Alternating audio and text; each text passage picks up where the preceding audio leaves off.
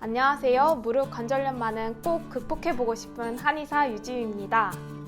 오늘은 무릎 관절염 환자가 꼭 피해야 하는 운동과 꼭 해야 하는 운동에 대해 알아보겠습니다.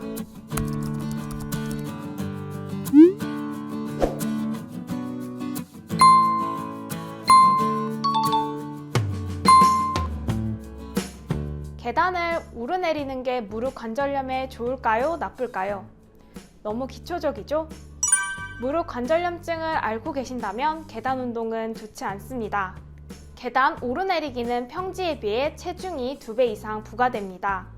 따라서 무릎 관절염이 언제든 호발할 수 있는 50대 이후에는 걸어서 계단을 오르내리는 것을 피해야 합니다.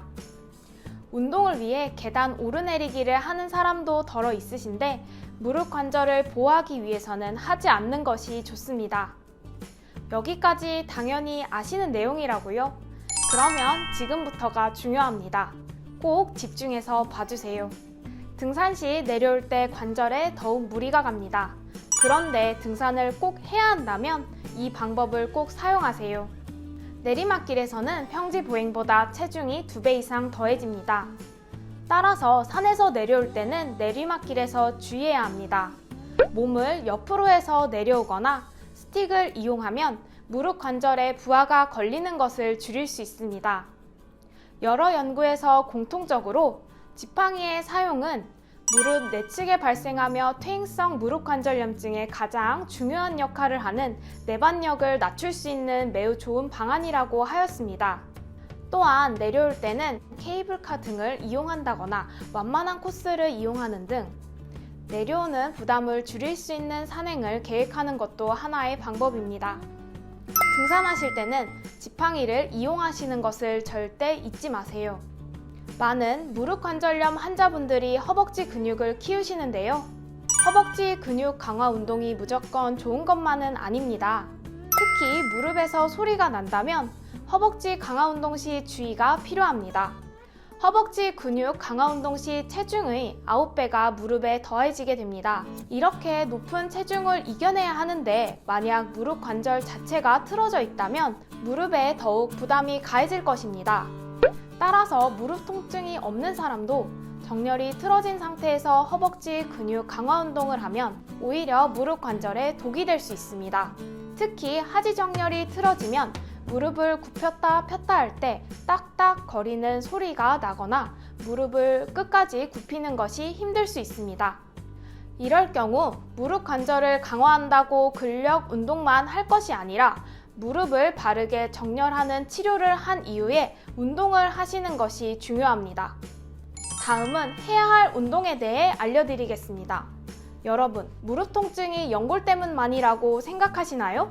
그런데 무릎 통증이 연골의 변성 마모 때문만은 아닙니다. 연골이 정말 많이 닳아서 뼈가 부딪히는 아주 중증도의 무릎 관절염은 연골 때문이지만 대부분 초중기의 무릎 관절염의 통증은 연골 때문만이 아닙니다. 관절 연골이 소실되어 관절통을 경험한 사람은 고령자 중에서도 10% 정도입니다.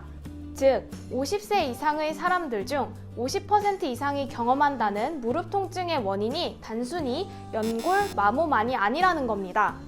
이 영상을 보시는 많은 분들의 무릎 통증도 연골 때문이 아니라는 것이죠. 그럼 무엇 때문일까요?